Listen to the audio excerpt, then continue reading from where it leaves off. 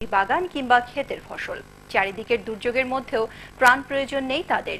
কুড়িগ্রাম, গাইবান্ধা, বগুড়া, সিরাজগঞ্জের বন্যার্ত মানুষের কাছে উঁচু ভিটের এই চরবাসীরা ঈর্ষণীয়।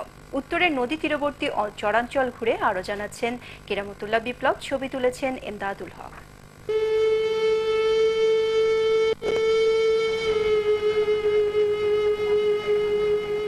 বানের পানিতে ভেসে ভেসে দুঃখের শেষ নেই মনোয়ারা বেগমের। ময়লা কাদায় পায়ে পচন ধরেছে, হাতে ঘা। রান্না করার মতো শুকনো এক চিলতে উঠানো এখন নেই তার বাড়িতে। পাশেই চর ৭৫-এ বেশ ভালো সাবিরনের পরিবার। সেখানে বানের পানি নেই, ঘর বারান্দা একেবারেই শুকনো। দুই বেলা রান্না হচ্ছে চুলোয়। তাদের এই গ্রামটি মনোয়ারাদের চর থেকে ৫ ফুট উঁচু ভিটে। বেসরকারি উন্নয়ন সহযোগীদের সহায়তায় এই চর গ্রাম আর বাড়িগুলো বন্যা থেকে বাঁচাতে উঁচু করেছেন তারা। বালুর চর ফিরে যেতেছে, ডালা ডুলা ভাঙ্গা চুরা।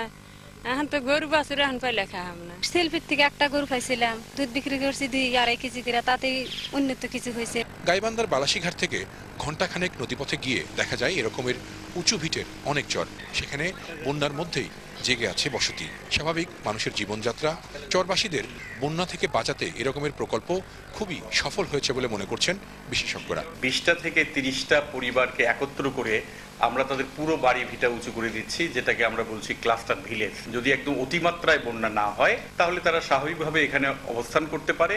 তাদের শাকসবজি, তাদের হাঁস মুরগি, তাদের এই যে সাধারণ জীবন জীবিকার জন্য যে সকল উপায় অবলম্বন, সেগুলো সহজে ক্ষতিগ্রস্ত হয় না।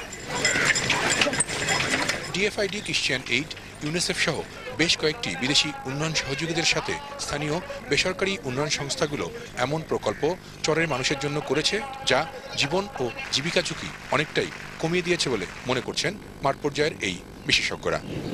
দেশের বেসরকারি উন্নয়ন সংস্থা এবং বিদেশি সহায়তায় এ ধরনের চর উঁচু করা প্রকল্পের মাধ্যমে হাজার মানুষের ঘরবাড়ি বেঁচে গেছে দুর্গত জনপদে।